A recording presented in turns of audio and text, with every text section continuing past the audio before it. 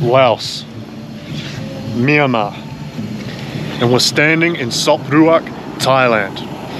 This area is connected by the Mekong River, forming the Golden Triangle, the world's largest opium producing area throughout the 20th century. Let's check it out.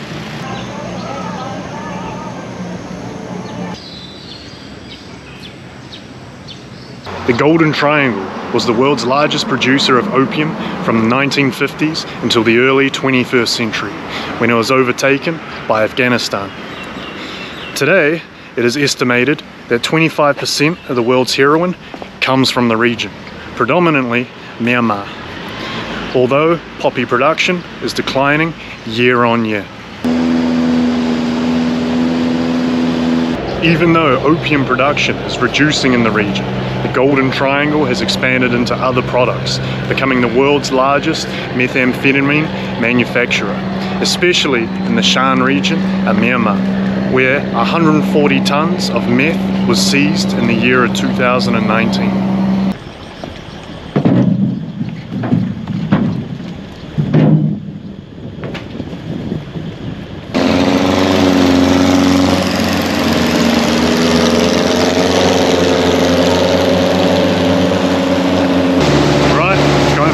On the Mekong.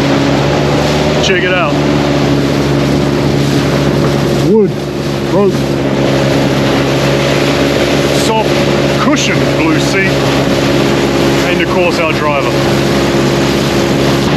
We have Thailand, Myanmar, and Laos, and if you follow the Mekong for 260 kilometers, you'll reach China.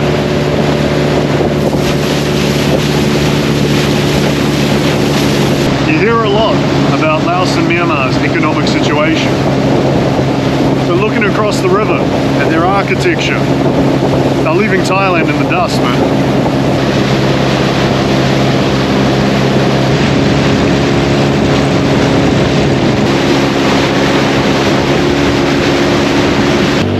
On the Myanmar side, you have a large casino, which is strange considering this isn't really a tourist area. But as you can see, there's a large hotel, and then the center point, which I imagine where all the gambling takes place.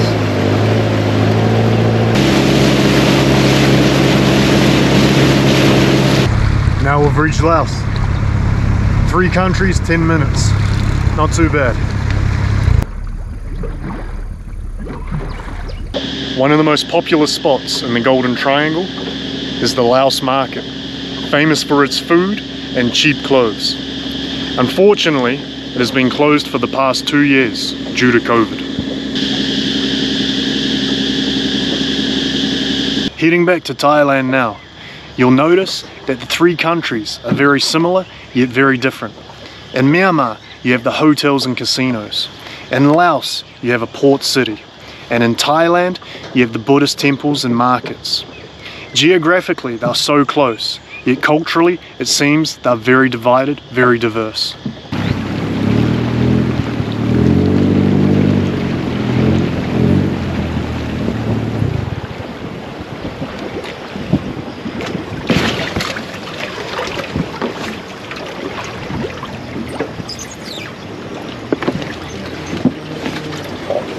Khop khun krap. ขอบคุณครับครับโอเคอยู่เพมันนี่นี่เขาเพมัน Up there? นี่ครับ Hey you? Up. เข้า No wallet. That wasn't a bad river cruise. Half an hour for a few hundred baht. Let's check out the town.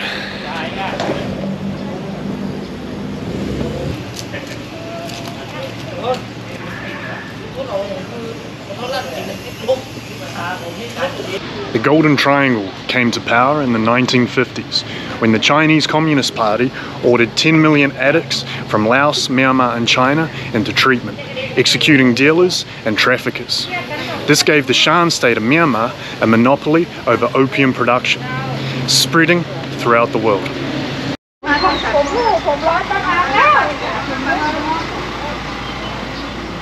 Even though Sop Ruak is just a quiet little river town, you have to imagine it back in the day, where all you would have heard is trade and commerce among dealers and traffickers. The streets would have been littered with addicts, and you would have had opium dens on every street corner. It truly would have been the Wild West of Southeast Asia.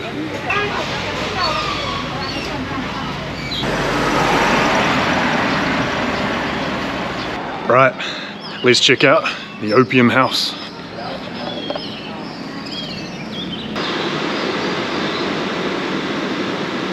Tools and kit you need to manufacture and produce opium. Got your baskets, pots and pans, musical instruments, well good. Scales used by merchants to measure the product. Not just opium, gold, silver. It's a productive little town.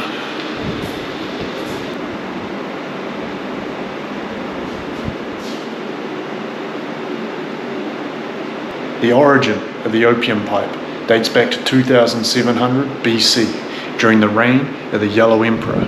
Apparently, a red-faced god appeared with 6 arms. With his first breath, he produced a bamboo pipe. With his second breath, he produced the poppy. With his third breath, he produced the flame. The 3 key elements to smoking opium: the pipe, the poppy, he blew it on the last one.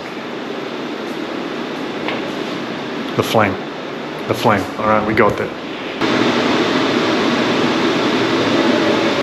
The opium mat was cleverly designed so the air circulated around the smoker's body, keeping him cool while he was smoking.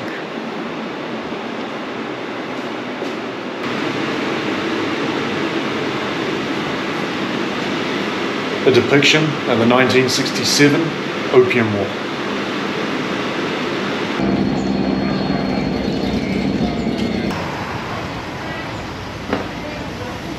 Alright, and that brings our time at the Golden Triangle to a close. Not a bad day. Got to visit 3 countries in 10 minutes. Learned a little bit about the history of opium and methamphetamine. And who knows, we might return one day to do some business. Anyway, until next time guys, Sadika. Like and subscribe. You can like or subscribe. Yeah.